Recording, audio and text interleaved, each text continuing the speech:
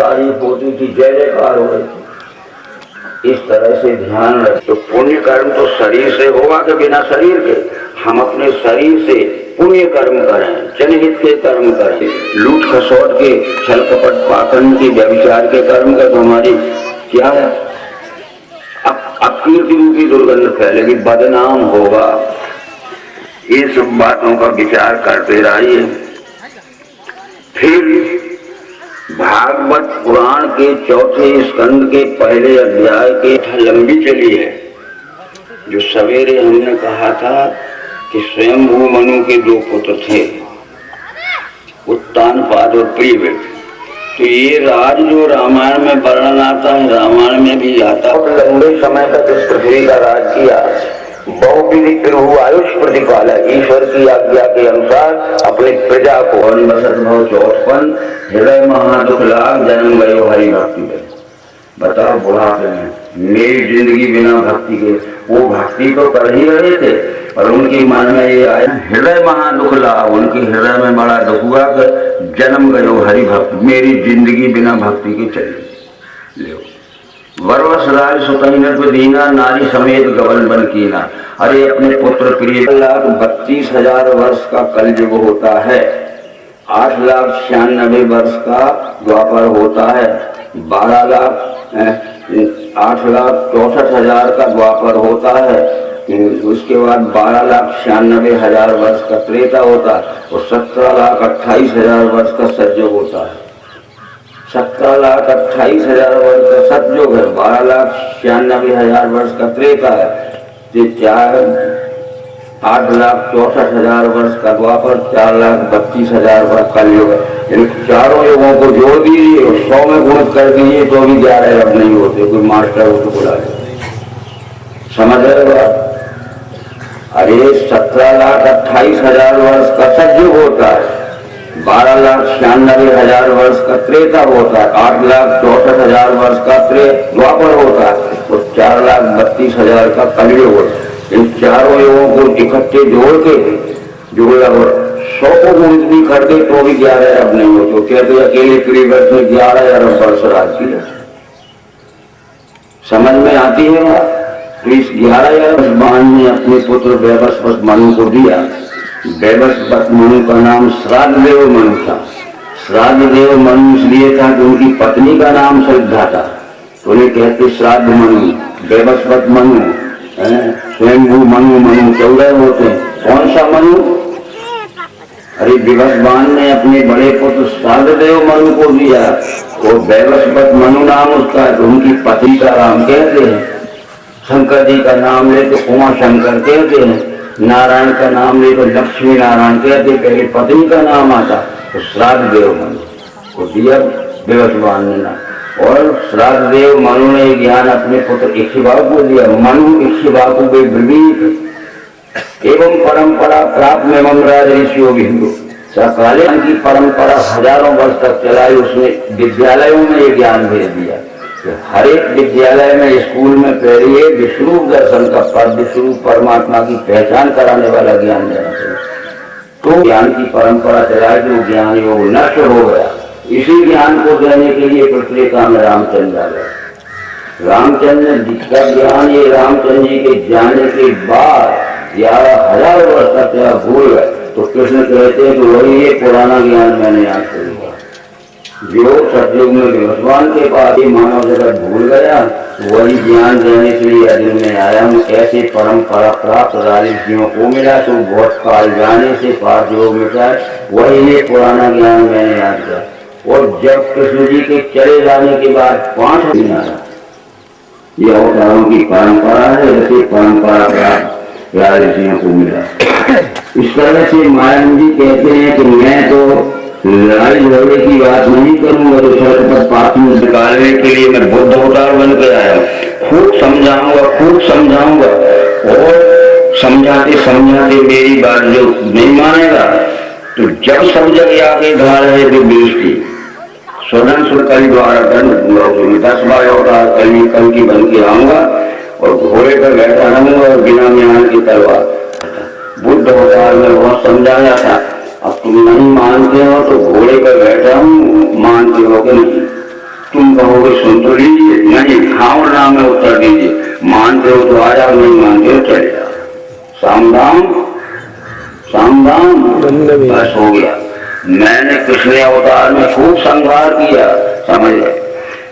तीर्थों में निवास करने से या भ्रमण करने से पाप भूल जाते हैं। तो कृष्ण ने कह दिया कि कंस का जो सब लिखा है, और जो हम अध्याय स्वयं बतलाते हैं उनकी नोट हम आपको देंगे, आप घर में भी पढ़ लेना। और जब पढ़े लिखे हैं हमारी खबर हो जाएगा तो धीरे धीरे आदमी आपको खोखर हो जाएगा। घर में ईश्वर नाम पर मत पंथ ब्रह्म फैला रहे, क्या कर रहे हैं। ठीक है, इस तरह से भागवत के 5वें स्कंद के पहले अध्याय में प्रहलाद की कथा जाती है। हिरण्यकश्यप के पुत्र का नाम प्रहलाद था। रामायण में भी भगवान का प्रश्न आता है भागवत में, क्योंकि पुराण तो युगों युगों का धर्म का इतिहास बताने के लिए लिखे गए हैं। पुराण युगों युगों का इतिहास बताने वाले इतिहास है। उसमें लिखा है कि प्रहलाद को नरसिंह ने दिव्य चक्षु दिए थे। अब ये यहाँ भागवत में नहीं मिलेगा, क्योंकि भागवत जो व्यास जी ने लिखी है तो वो 5000 श्लोक में लिखी है। उसका नाम शायद शाश्वत संहिता है। शाश्वत संहिता किसको कहते हैं? ज्ञानियों ने कोई ये ज्ञान समझाना है। सन्यासियों का ग्रंथ है शाश्वत संहिता, यानी सन्यासियों का ग्रंथ है, अर्थ में लिखा होगा। तो ये और सन्यासियों का ग्रंथ कैसा है? कई विज्ञान परे नास्ति सन्यास परम तपा तुम देवत्व अपनिशया। ऋग्वेद, अजुर्वेद और सामवेद में लिखा है कि मनुष्य जीवन की ज्ञान की, तप की और योग सिद्धि की सबसे ऊंची अवस्था सन्यास है। जीव आत्मा ने जो मनुष्य शरीर में जन्म लिया है तो मनुष्य जीवन की, ज्ञान की, योग की और तप सिद्धि की सबसे, उसमें ये भी लिखा है कि कर्म त्यागान संन्यासो न प्रेसो त्यागेन तू संधो जीवात्मनो रेत्यम संन्यासा प्रकीर्ता। घर द्वार बाल बच्चे छोड़ने से, काम धंधा नौकरी चाकरी खेती बाड़ी छोड़ने से कोई सन्यासी नहीं हो सकता। इनमें रहने से भी कोई सन्यासी नहीं हो सकता। संधो जीवात्मनो रेक्यम संन्यासा प्रकीर्ता। जीव ब्रह्म की, पिंड ब्रह्मांड की एकात्मता का दर्शन जिस व्यक्ति हो गया वो सन्यासी है। वह साइकिल का रिक्शा क्यों न चलाता हो और वो किसी की मजदूरी की खुरपी में घास खोदने क्यों न जाता। त्रय विज्ञान का मतलब ऋग्वेद, सामवेद, अजुर्वेद, तीनों वेदों में लिखा है कि मनुष्य जीवन की, ज्ञान की, तप की और योग सिद्धि की सबसे ऊंची अवस्था नहीं विरोध। उमा जो राम के ज्ञान से समन्वित हैं और जिनके हृदय में से काम मद क्रोध के विकार निकल गए हैं, उनको सारा जगत अपने प्रभु का स्वरूप दिखता है। फिर राम ने भी तो कह दिया हनुमान को कि सो अनन्य जाके यश मति न टरे हनुमंत और मैं सेवक सचराचर रूप स्वामी योगन। हे हनुमान, जो अनन्य भक्त उसे कहते हैं, सो अनन्य जाके मति न टरे हनुमंत। मति यानी बुद्धि में जिसकी अज्ञान अटल बैठ जाता है कि मैं सेवक हूँ और जितना जड़ चेतन चराचर स्थिति के रूप में सारा जगत दिख रहा है ये हमारा स्वामी परमात्मा है।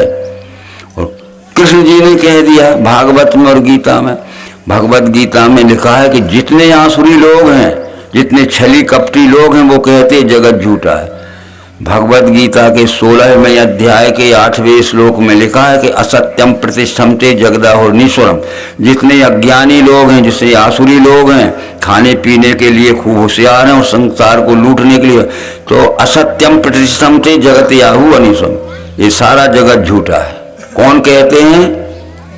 16वें अध्याय में कृष्ण अर्जुन से कहते हैं कि जितने आसुरी लोग हैं, बुद्धिहीन लोग हैं, वो कहते हैं जगत झूठा। हम तो यही बताने आए हैं अर्जुन, एहे कस्थम जगत कृतिष्णम पश्चाद सचराचरम मम देहे गुड़ा के। एक ही देह में मेरे स्थित पार्थ देख तू चराचर जगत सारा और भी जो चाहे। परंतु एक बात फिर समझ लीजिए आप कि रामायण में एक जगह लिखा है कि जगत झूठा है, पर कहने वाला पात्र कौन है ये भी ध्यान रखना। तब 10 कंठ विविध विधि समझाई सब नारी, नस पर रूप जगत सब मन में करो। रावण ने अपनी सब रानियों को बुला लिया और रावण कहता है कि ये जगत झूठा है, रावण कह रहा है। और राम ने तो हनुमान को कहा जगत ही परमात्मा।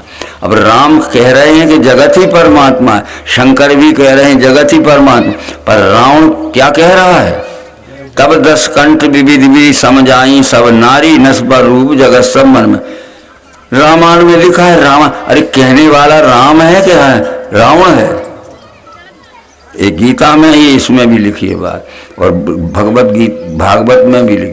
तो इन सब बातों का विचार करने के लिए अपनी बुद्धि को सात्विक बुद्धि बनाइए। सत्वगुणी बुद्धि इस बात को जानती है, रजोगुणी बुद्धि विषय भोग समेटती है और विषय भोगों में मस्त रहती है, उसे ज्ञान का कोई मतलब है।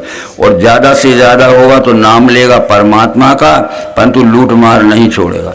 ये सब बातें आपको मालूम है। प्रारंभिक हम कह चुके थे कि रावण एक दिन में 3 बार पूजा करता था शंकर जी की, और ओम नमो शिवाय, ओम नमो शिवाय, ओम नमो शिवाय 1100 बार जाप करता था। और काम क्या करता था?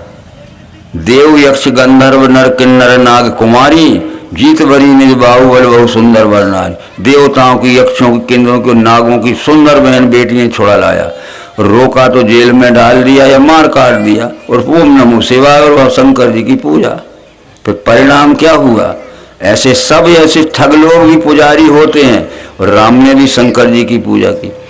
रावण के बड़े पुत्र का नाम क्या था? मेघनाद। बादिनाद जासु जग में प्रथम लीक जग, संसार में पहले नंबर का योद्धा था। समझ गए? तो इंद्र डरता नहीं था किसी से। मेघनाद ने इंद्र को विजय करके बांध के लिया रावण के पास अपने पिता के। जब इंद्र खड़ा था बंधा हुआ, तो रावण ने कहा कि इंद्र आज तुझे फैसला तेरा ही करना है। तू देवों का राजा है, मैं राक्षसों का राजा हूँ। राजा का दर्जा बराबर होता है। तू मेरे सामने बंधा हुआ खड़ा है, मैं काट काट के टुकड़े कर सकता हूँ, जिंदा जला सकता, परंतु राजा का दर्जा बराबर होता है। आज तेरा फैसला तुझे ही करना है। इंद्र ने कहा मुझे प्राण दान दो। ठीक है, तो बोले कान पकड़ उठ बैठ के आज से बैर नहीं करूंगा। जब कान पकड़ के उठा बैठा था इंद्र के आज से बैर नहीं करूंगा, तो घर में बैठा रहा। जब तक मेघनाद नहीं मरा तब तक राम की सहायता भी नहीं कर सका इंद्र।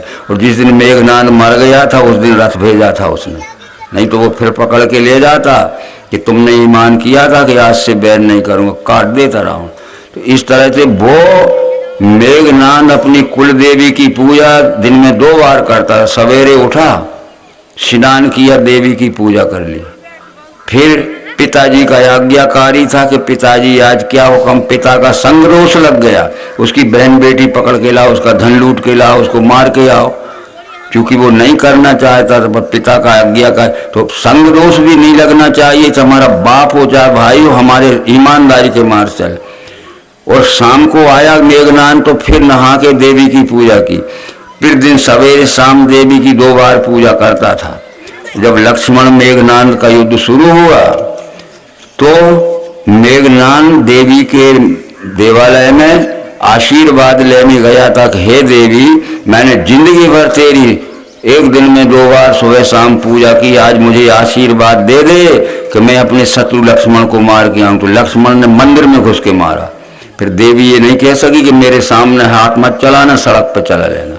मानो देवी ने ही बुलाया था कि ये कपटी मेरी पूजा करता है और क्या कर रहा है ये। अरे पिता का भी संग दोष नहीं लगना चाहिए, तो हम संग दोष से भी बिगड़ते हैं। समझ गए? अरे हम पिताजी की आज्ञा मान, को न कुसंगति पाए न साई, बोलो, को न कुसंगति पाए न साई, रहे न नीच मते चतुराई, और सठ सुधरे सत्संगति पाई। इस तरह से हमारा कर्म का फल हमारा जिम्मेदार है, और जिसका कर्म उसके फल के जिम्मेदार है। ठीक है, एक बात यहाँ आती है मित्रों, याद करो उस दिन की, खूब समझ लेना देवियों। हम बुद्धिमान हैं, मनुष्य बुद्धि प्रधान प्राणी होता है। याद करो उस दिन की जिस दिन किसी की सिफारिश काम नहीं आएगी, जिनके लिए तुमने किया है। फैसले के समय सब दूर दूर खड़े देखते रहेंगे, बनना तुम्हें पड़ेगा। जैसे मैंने कोई बुरा काम किया है और जब मुझे पुलिस बांधने आएगी, ठीक है, तो मेरे माता पिता भी कहें कि हमारे पुत्र को छोड़ दे, हम दोनों को बांध ले, तो मानेगी पुलिस? क्योंकि मैंने किया है। वो माता पिता भी कहें कि हम दोनों को बांध ले, हमारे प्रिय पुत्र को, नहीं माने। फिर मेरे भाई बहन कहें कि हमारे भाई को छोड़ दो, हम दोनों को बांध दो, भाई मानेगी पुलिस? हमारी प्रिय पत्नी भी कहे कि मेरे प्रिय पति को छोड़ दो, मुझे बांध ले, मानेगी पुलिस? अरे जिसने किया है उसको बांधना पड़ेगा, फिर काय को बुरा करते हो अपने परिवार के लिए? याद करो उस दिन की जिस दिन किसी की सिफारिश काम नहीं। जिन बीवी बाल बच्चों के लिए, पत्नीवादी पुत्रों के लिए आपने दुनिया भर का बुरा काम करके घर समेटा, घर में समेटा, बनना पड़ेगा तुम्हें। तो जो कर कर्म पाए फल सोई, निगम नीति अस कह सब कोई, काहू न कोई सुख दुख दाता, निज कर कर्म भोग सब भ्राता। और कर्म प्रधान विश्व रच राखा, जो जस करे सो तस पर। किसी के संग दोष न मत लगना, को न कुसंगति पाए न था, कोई भी हो। तो इस तरह से इन बातों का विचार करना है। और तीसरी बात ये आती है फिर इसमें कि जी इसको कह के अपन समाप्त करेंगे। अब आप ये मत समझना कि शाम तक वो, जब हम दही डालते हैं ना घी निकालने के लिए, तो मथानी चलाते हैं तो ऊपर क्या आ जाता है, और घुमाते जाओ तो मक्खन भी घुल जाएगा, तो उतना उठा लीजिए बस। तो इस तरह से सार सार को गहरा है, भूसा दे उड़ाए, सदगुरु ऐसा चाहिए जैसे सूत हुआ।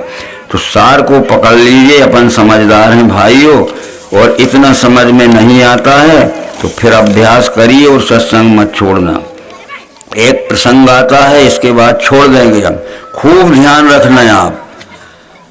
महाभारत जो लिखा गया है उसके रचना काल 3 है। महाभारत के अंतर्गत भी भागवत आती है, महाभारत के अंतर्गत रामायण भी आती। 1,00,000 श्लोक पे लिखा, इतना बड़ा पुस्तक है, 18 पर्व हैं उसमें। तो महाभारत जब लिखा गया है तो व्यास जी उसके लेखक हैं। अष्टो श्लोक सहस्त्राणी, अष्टो श्लोक शतानी चा।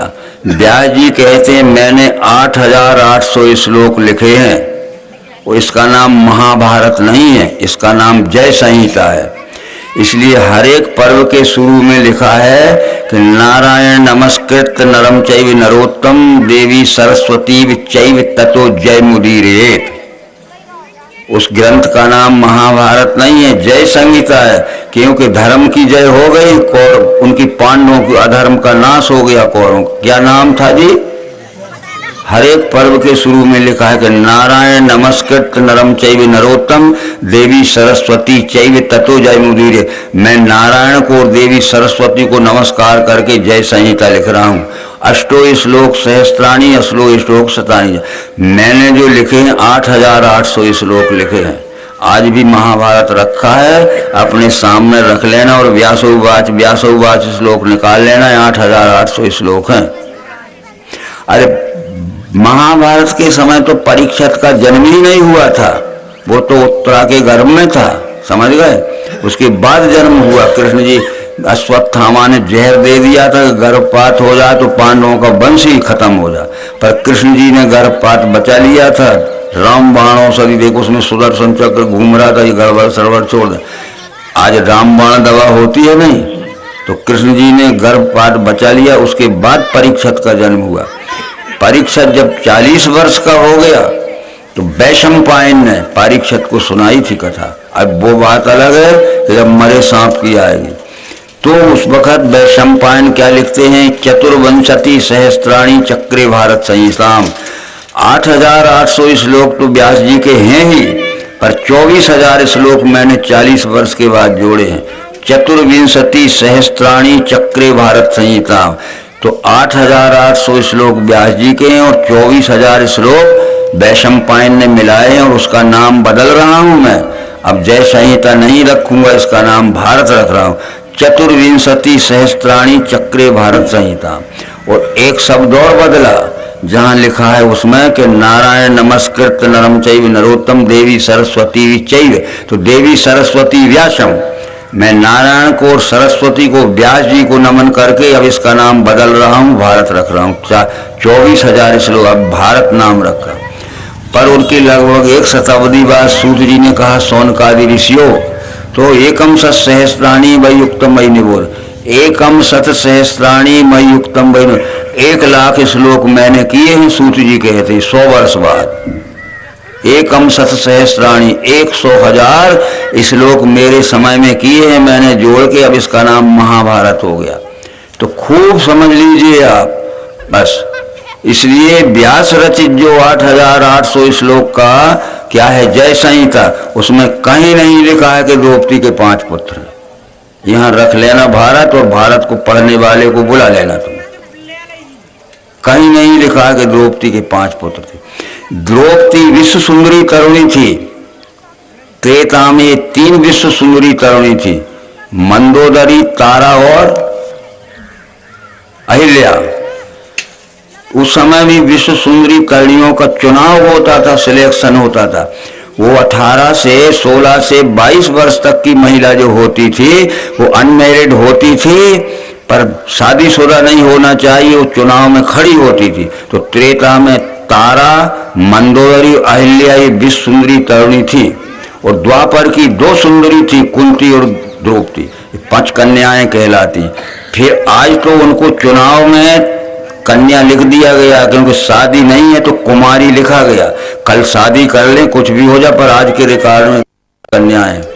ठीक, तो ये द्रौपदी विश्व सुंदरी तरुणी थी, उसको हड़पना चाहते। तो कुंती ने ये कहा था कि ये विश्व सुंदरी तरुणी है, इसको अकेली मत छोड़ना, एक व्यक्ति इसके संरक्षण में इसके पास हमेशा रहना चाहिए, नहीं तो कोई भी उठा ले जाएगा। एक बार ऐसा आया था कि वो अकेली रह गई थी, तो दुर्योधन का बहनोई जयद्रथ उठा के ले भगा था। पढ़ा होगा आपने? कह रहे नहीं पढ़ा, आप ही सुना रहे। और तब भीमसेन ने बड़ी मुश्किल से छुड़ा पाया था, उसको काला मुंह कर किया था।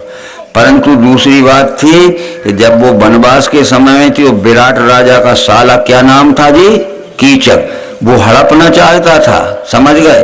और वहां वो विराट के यहाँ द्रौपदी थी, उसका साला हड़पना चाहता। तो इसने, द्रौपदी ने कहा भीमसेन से, मिलते थे या इधर उधर से सब छुपे थे अज्ञातवास, कि ये तो कीचक ऐसा है कि एक दिन मेरे साथ को कर्म कर देगा, तो इसका रक्षण करना जरूरी है। तो भीमसेन ने कहा कि तुम तिथि निश्चित कर दो उसको, कि अमुक रात को मेरे पास आ जाना, मैं कमरे में मिलूंगी। ठीक है, ठीक। और तुम एक अच्छा कपड़ा ओढ़ के सो जाना। तो तुम नहीं सोना, जिस कमरे में तुम तिथि निश्चित करोगे मैं सो जाऊंगा कपड़ा ओढ़ के, और वो आएगा शराब पी के कि आज मेरी कामना पूरी हो गई कृष्णा, आज तुमने मुझे समय, और वो जो मुझे आलिंगन करेगा मैं मसल डालूंगा साले। तो वो तिथि निश्चित कर दी द्रौपदी ने और सो गया। कौन? भीमसेन। अब वो आ गया शराब पी के कि अरे आज तो कृष्णा भी नाम था, द्रौपदी ने मुझे पसंद कर लिया, और उघाड़ने लगा, लिपटने लगा। भीमसेन ने पकड़ के उसकी कचूमर निकाल दी, ऐसा बचाया था। इसलिए वो यही कारण था, समझ गए, ये 5 कन्या। तो ये कहा था कुंती ने कि ये द्रौपदी विश्व सुंदरी तरुणी है, इसको अकेली मत छोड़ना, नहीं तो कोई ना कोई ले भागेगा सबकी। और दुर्योधन कह रहा था कि सारा राज भी ले लिया जाए पर अकेली द्रौपदी मिल जाए, समझ गए। बताओ, ऐसे ऐसे रीझने वाले थे ये बात। तो फिर भागवत के 5वें स्कंद में लिखा है, अब आप लोग ध्यान से समझ लीजिए बहनों, कि गुरु न सस्यात, पिता न सस्यात, माता न सस्यात, जननी न सस्यात, पति न सस्यान, यो न मोचियेत या संपेत मृत्युम। ये भागवत के 5वें स्कंद के 18वें श्लोक में लिखा है, देख लेना आप, कि पति संरक्षक को कहते हैं। आप लोग समझदार समझ लीजिए। जैसे इस सभा में हमने एक उदाहरण देते हैं कि राधे लाल को सभापति बना दिया। सभापति क्यों बनाया जाता है? सभा का पति। तो कितनी हमारी बहनें बैठी हैं, कितने हमारे भाई बैठे हैं, तो सभापति पूरी सभा का पति है कि नहीं? तो संरक्षक पति है कि दूल्हा? अगर सभापति के सामने कोई बहन से कोई अत्याचार करेगा तो सभापति जिम्मेदार है, वो नियंत्रण में रखता है सभा। और अब ये भारत में राष्ट्रपति होता है नहीं होता? 40 करोड़ महिलाएं हैं भारत में, तो राष्ट्रपति 40 करोड़ महिलाओं का पति है कि नहीं? कौन सा पति? संरक्षक। यदि किसी ने मर्डर किया है तो लोअर कोर्ट ने उस महिला की फांसी की सजा दे दी, हाई कोर्ट में जाएगी फांसी की सजा हो गई, सुप्रीम कोर्ट में जाएगी फांसी की सजा, अंतिम फैसला कहाँ जाएगा? राष्ट्रपति ने कह दिया, छोड़ दी गई। वो 40 करोड़ महिलाओं का पति है, दूल्हा है कि संरक्षक है? तो ये वो लिखा है भागवत में कि गुरु न स्याजा, पिता न सस्यान, पति न सस्यान और माता न सस्यान, यो न मोचिएत संपेत मृत्युम। फिर यूनिवर्सिटी में कुलपति होता है, कुलपति जिसे हम चांसलर कहते हैं, विश्वविद्यालय में कुलपति होता है। वहाँ जवान लड़कियां पढ़ती हैं पोस्ट ग्रेजुएट बड़े बड़े कोर्स में, तो सब लड़कियों का पति है कि नहीं? और किसी लड़की के साथ कोई लड़का अभद्र व्यवहार करता है तो वो कुलपति महोदय जिम्मेदार है, रेस्टिगेशन करें या पनिशमेंट करें। हमारा जाना हुआ एक विद्यार्थी निकाला गया है, और कर्नाटक से, बेंगलोर से एक विद्यार्थी निकाला गया, यूनिवर्सिटी में पढ़ रहा था, तो उसने कुछ लड़कियों के साथ छेड़खानी कर दी। तो कुलपति ने कहा कि देखो, ये तुम इस तरह हरकत मत किया करो, बहुत दिन से हम तुम्हारा चरित्र देख रहे हैं, आगे तुम्हें बुरी दशा मिलेगी। ताकीद दी, फिर भी हरकत करता रहा। वो कहा, उसके पिता को लिखा कि तुम्हारा पुत्र यहाँ हमारे यहाँ जो एजुकेशन ले रहा है इसको समझाइए, नहीं तो निकाल दिया जाएगा। हाँ, फिर पिता ने उसको समझाया, फिर भी हरकत कर दी, तो जो चरित्र में लिखा जाता है उसको निकाल दिया। उसके चरित्र में लिख दिया कि भारत के किसी बड़ी यूनिवर्सिटी में इसको प्रवेश न मिले, वो घर में बैठा है, उसके चरित्र पे। इसलिए ये चरित्रहीनता की बातें रहती हैं। तो कुलपति जो विश्वविद्यालय कहते हो, जिनको यूनिवर्सिटी कहते हो, उसको गुरुकुल भी कहते हो, तो उसमें उस यूनिवर्सिटी में, विश्वविद्यालय में लड़कियां भी पढ़ती हैं, लड़के भी पढ़ते हैं, तो वो उसका जो चांसलर रहता है, कुलपति कहते हैं उसको। तो सब लड़कियों का और सब लड़कों का पति है कि नहीं? कौन सा? किसी लड़की के साथ कोई लड़का अशिष्ट व्यवहार करेगा तो उसको पनिशमेंट, दंड दे सकता है, या वो रेस्टिगेशन हमेशा के लिए निकाल सकता है। तो पति का ये अर्थ भागवत में लिखा है, अपने घर में जाके पढ़ लेना 5 में। तो ये कहा था कुंती ने कि ये द्रौपदी विश्व सुंदरी तरुणी है, अकेली मत छोड़ना, संरक्षण के लिए एक न एक इसके पास रहना, नहीं कोई भी उठा के ले जा। तो पति का अर्थ यहाँ हमारे कथावाचक अंट संट लगाते रहते। ठीक है, और हम परमात्मा को क्या कहते हैं? जगतपति। तो क्या दुनिया भर की पत्नी लड़कियों का माँ पति? अर्जुन ने कृष्ण जी को कह दिया कि भूत भावन भूतेषु देव देव जगतपति है। अर्जुन ने कृष्ण जी को कह दिया आप तो जगतपति हो, तो क्या जगत भर की महिलाओं के पति हैं? संरक्षक। तो ये वो कह रहा है अपना माइक कि इतना ही हजम होने दें आज, और नहीं तो फिर क्या हो जाएगा कि दवा कराना पड़ेगी, कब्जियत हो जाएगी। नरम दे। ठीक है, कल की सूचना कर दीजिए, और कल से 5वां स्कंद पूरा होगा। और बहनों भाइयों, जो मन में आपके शंका हो गए खुले दिल से पूछ लेना, संकोच करना ही मत। न संकोच करोगे तो हम ही रह जाएंगे। ठीक, तो ये लक्ष्मण ने कहा था राम से, एक बार प्रभु सुख आसीना, लक्ष्मण बचन कहे छलहीना, मोह समझाए कहु सो देवा, सब तज करो चरण रन सेवा, कहिए ज्ञान विराग अरु माया, कहु भक्ति करो जे दया, जीव ईश्वर भेद प्रभु कहो सकल समझाए, जैसे हो वे चरण रति शोक मोह भ्रम जाए। मैं इन बातों को ठीक ठीक नहीं समझता हूँ, तो मुझे समझा दीजिए ताकि मेरा भ्रम चला। संकोच मत करना, खुले दिल से प्रश्न कर लेना, उत्तर भागवत से मिलेगा, और जिसने रामायण पढ़ी है रामायण से मिलेगा, और जिसने पढ़ा होगा कोई भी पुराण। ओम शांति शांति शांति।